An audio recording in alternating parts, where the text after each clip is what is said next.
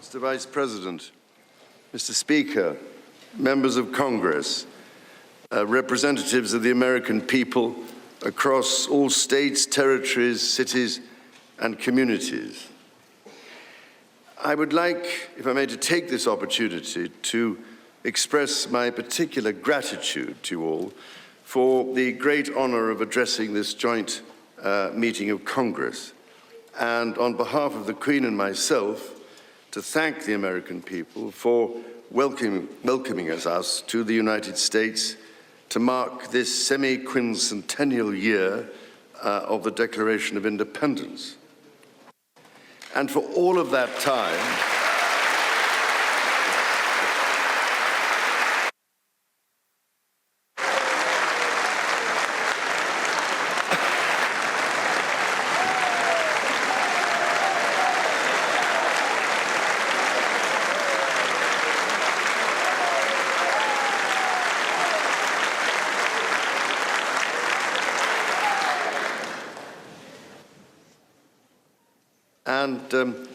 for all of that time, our destinies as nations have been interlinked. As Oscar Wilde said, we have really everything in common with America nowadays, except, of course, language. So, ladies and gentlemen, we meet in times of great uncertainty, in times of conflict from Europe to the Middle East, which pose immense challenges for the international community and whose impact is felt in communities the length and breadth of our own countries. We meet too in the aftermath of the incident not far from this great building that sought to harm the leadership of your nation and to foment wider fear and discord. Let me say with unshakable resolve, such acts of violence will never succeed.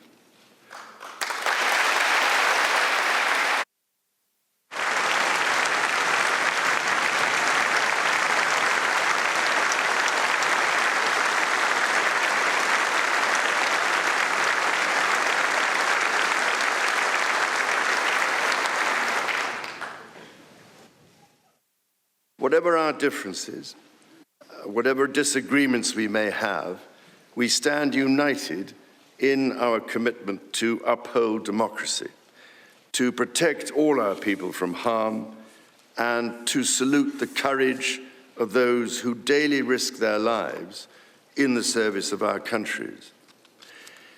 Standing here today, it is hard not to feel the weight of history on my shoulder, because the modern relationship between our two nations and our own peoples spans not merely 250 years, but over 4 centuries. It is extraordinary to think that I am the 19th in our line of sovereigns to study with daily attention the affairs of America.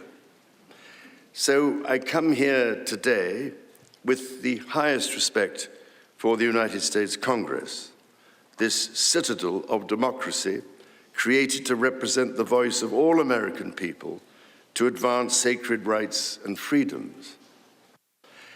Speaking in this renowned chamber of debate and deliberation, I cannot help but think of my late mother, Queen Elizabeth, who in 1991 was also afforded this signal honor and similarly spoke under the watchful eye of the Statue of Freedom above us. Today, I am here on this great occasion in the life of our nations to express the highest regard and friendship of the British people to the people of the United States. Now, as you may know, when I address my own Parliament at Westminster, we still follow an age-old tradition and take a Member of Parliament hostage,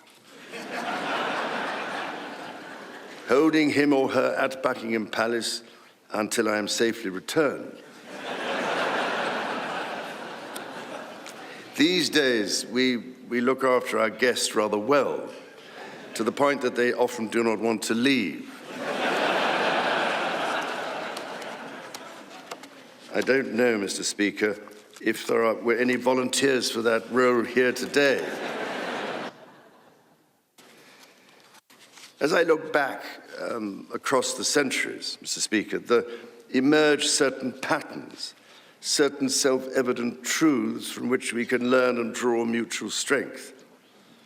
With the spirit of 1776 in our minds, we can perhaps agree that we do not always agree, at least in the first instance. Indeed, the very principle on which your Congress was founded, no taxation without representation, was at once a fundamental disagreement between us, and at the same time a shared democratic value which you inherited from us. Ours is a partnership born out of dispute, but no less strong for it. So perhaps in this example, we can discern that our nations are in fact instinctively like-minded, a product of the common democratic, legal, and social traditions in which our governance is rooted to this day.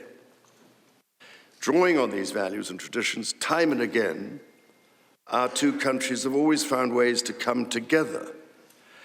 And by Jove, Mr. Speaker, when we have found that way to agree, what great change is brought about, not just for the benefit of our peoples, but of all peoples. This, I believe, is the special ingredient in our relationship. As President Trump himself observed during his state visit to Britain last autumn, the bond of kinship and identity between America and the United Kingdom is priceless and eternal. It is irreplaceable and unbreakable.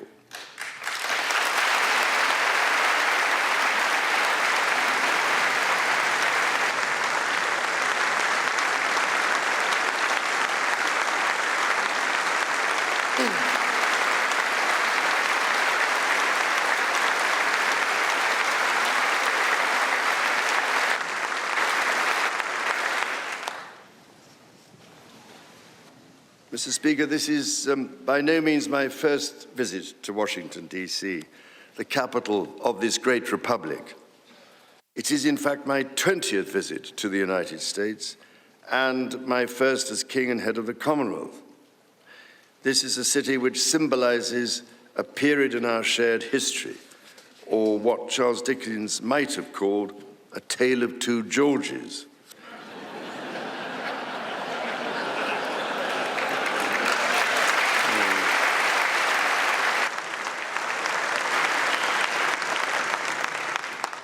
First President, George Washington, and my 5 times great-grandfather, King George III.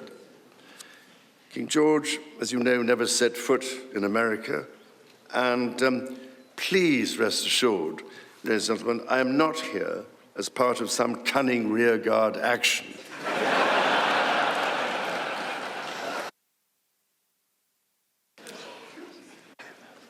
The founding fathers were bold and imaginative rebels with a cause. 250 years ago, or as we say in the United Kingdom, just the other day,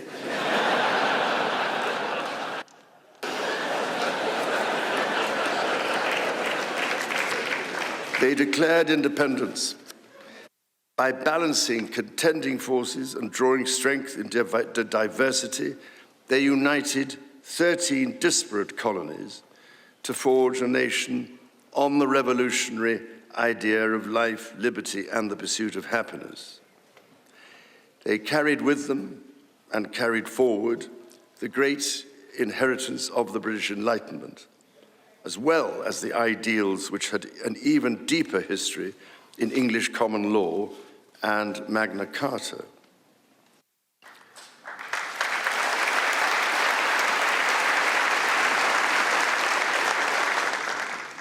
These roots run deep, and they are still vital. Our Declaration of Rights of 1689 was not only the foundation of our constitutional monarchy, but also provided the source of so many of the principles reiterated, often verbatim, in the American Bill of Rights of 1791. And those roots go even further back in history.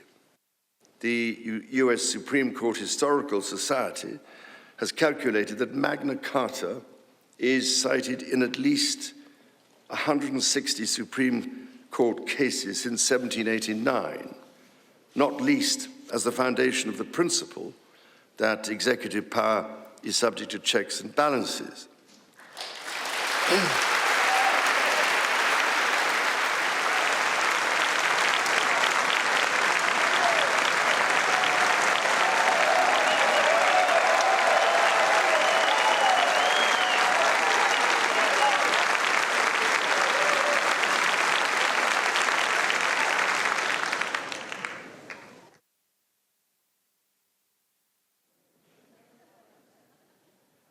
This is the reason why there stands a stone by the River Thames at Runnymede, where Magna Carta was signed in the year 1215.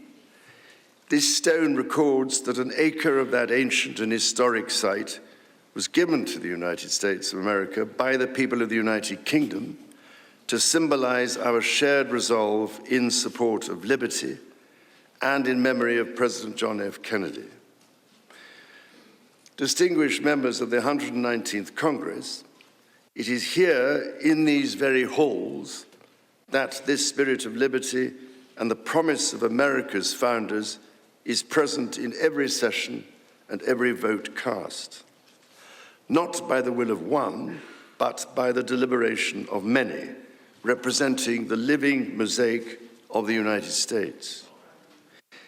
In both of our countries, it is the very fact of our vibrant, diverse, and free societies that gives us our collective strength, including to support victims of some of the ills that so tragically exist in both our societies today. And, Mr. Speaker, for many here, and for myself, the Christian faith is a firm anchor and daily inspiration that guides us, not only personally,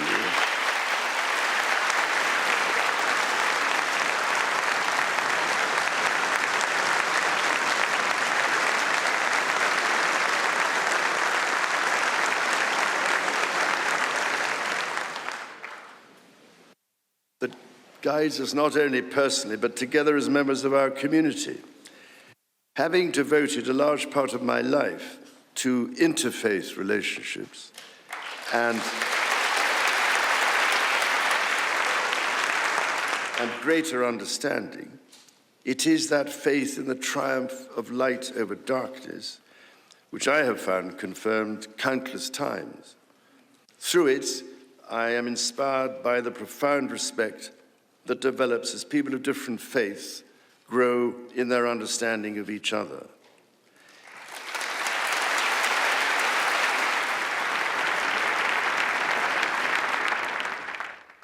It is why, it is my hope, my prayer, that in these turbulent times, working together and with our international partners, we can stem the beating of plowshares into swords. I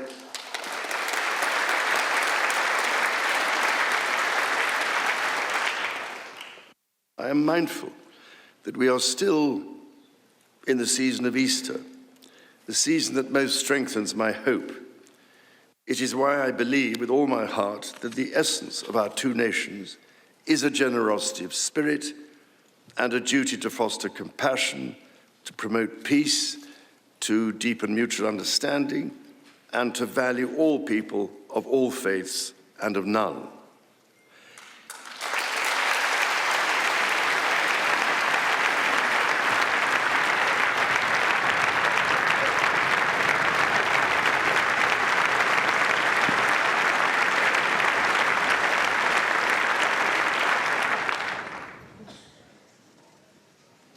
The alliance that our two nations have built over the centuries, and for which we are profoundly grateful to the American people, is truly unique. And that alliance is part of what Henry Kissinger described as Kennedy's soaring vision of an Atlantic partnership based on twin pillars, Europe and America.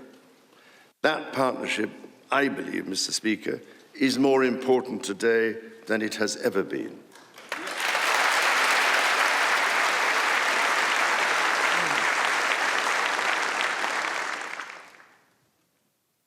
The first reigning British sovereign to set foot in America was my grandfather, King George VI.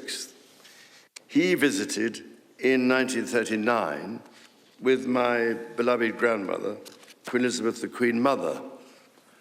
The forces of fascism in Europe were on the march, and sometime before the United States had joined us in the defense of freedom, our shared values prevailed.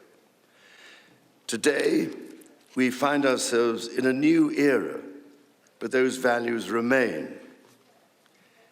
It is an era that is in many ways more volatile and more dangerous than the world to which my late mother spoke in this chamber in 1991. The challenges we face are too great for any one nation to bear alone, but in this unpredictable environment, our alliance cannot rest on past achievements or assume that foundational principles simply endure.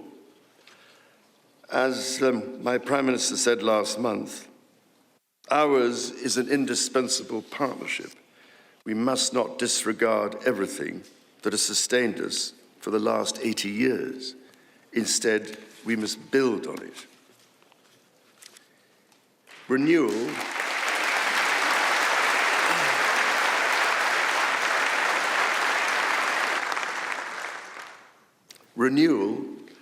today starts with security. The United Kingdom recognizes that the threats we face demand a transformation in British defence.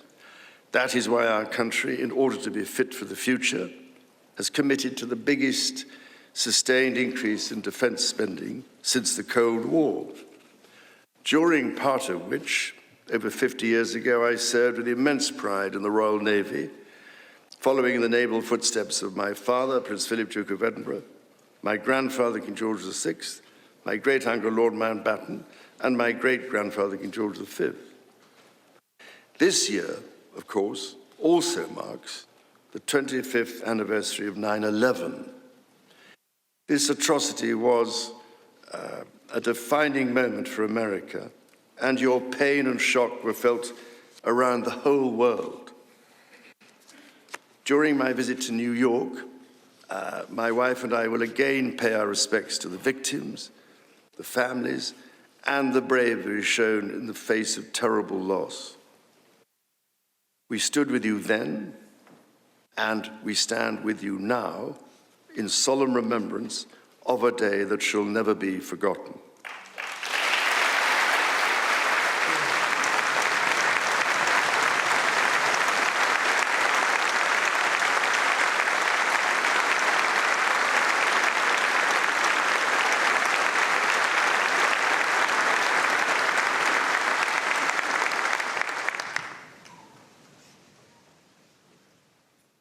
In the immediate aftermath of 9/11, when NATO invoked Article 5 for the first time, and the United Nations Security Council was united in the face of terror, we answered the call together, as our people have done so for more than a century, shoulder to shoulder through 2 world wars, the Cold War, Afghanistan, and moments that have defined our shared security.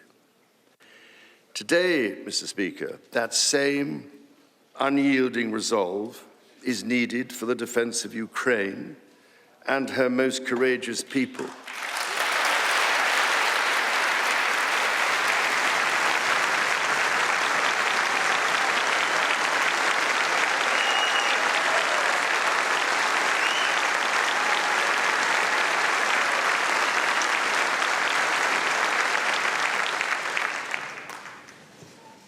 It is needed in order to secure a truly just and lasting peace.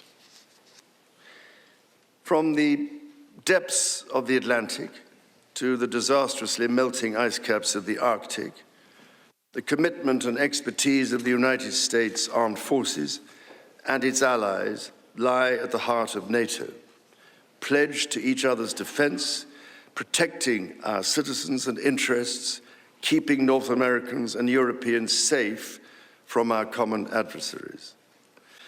Our defense, intelligence, and security ties are hardwired together through relationships measured not in years, but in decades. Today, thousands of US service personnel, defense officials and their families are stationed in the United Kingdom as British personnel serve with equal pride across 30 American states. We are building F-35s together, and we have agreed the most ambitious submarine program in history, AUKUS.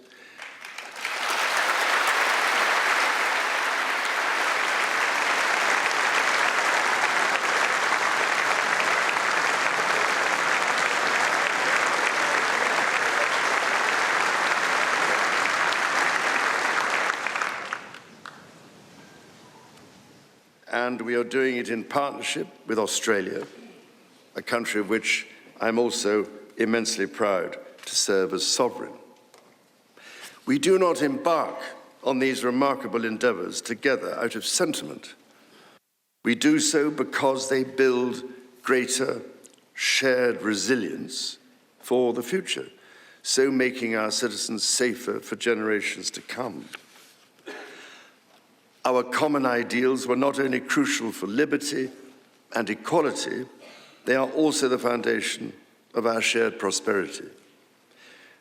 The rule of law, the certainty of stable and accessible rules, an independent judiciary resolving disputes and delivering impartial justice.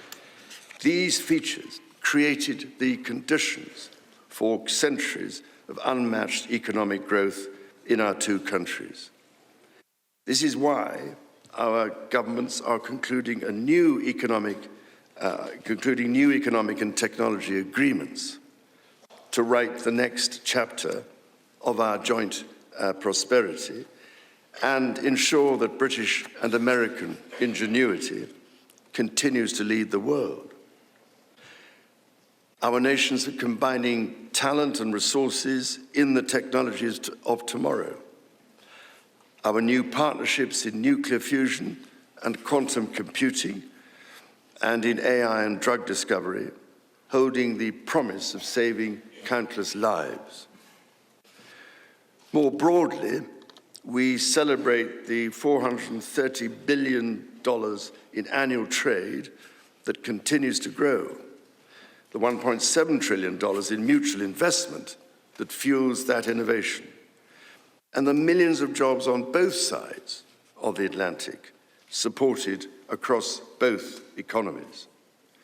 These are strong foundations on which to continue to build for generations yet unborn.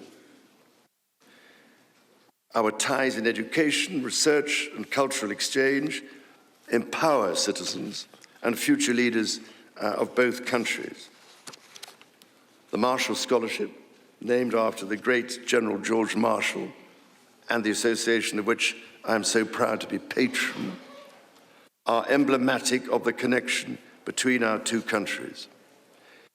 Since its founding, more than 2,300 scholarships have been awarded, opening doors for Americans from all walks of life to study at the United Kingdom's leading universities. So as we look toward the next 250 years, we must also reflect on our shared responsibility to safeguard nature, our most precious and irreplaceable asset.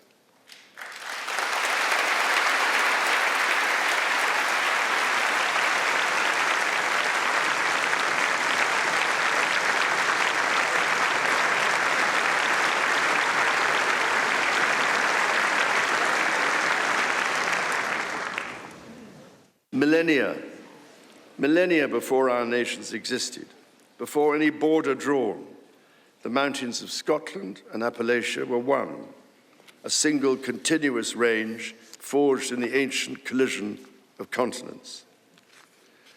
The natural wonders of the United States of America are indeed a unique asset, and generations of Americans have risen to this calling.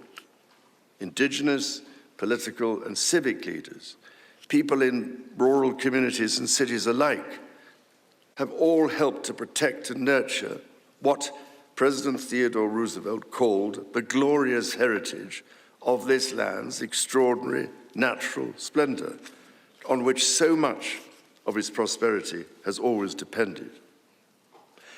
Yet, even as we celebrate the beauty that surrounds us, our generation must decide how to address the collapse of critical natural systems, which threatens far more than the harmony and essential diversity of nature. We ignore at our peril the fact that these natural systems, in other words, nature's own economy, provide the foundation for our prosperity and our national security.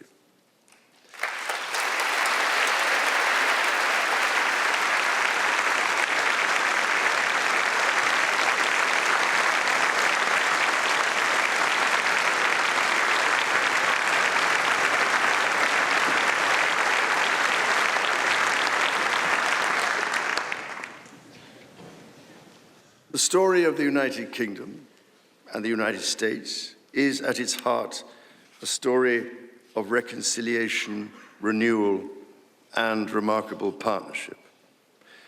From the bitter divisions of 250 years ago, we forged a friendship that has grown into one of the most consequential alliances in human history. I pray with all my heart that our alliance will continue to defend our shared values with our partners in Europe and the Commonwealth and across the world. And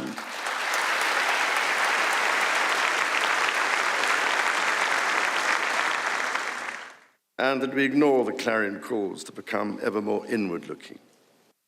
Mr. Speaker, Mr. Vice President, distinguished ladies and gentlemen, America's words carry weight and meaning, as they have since independence.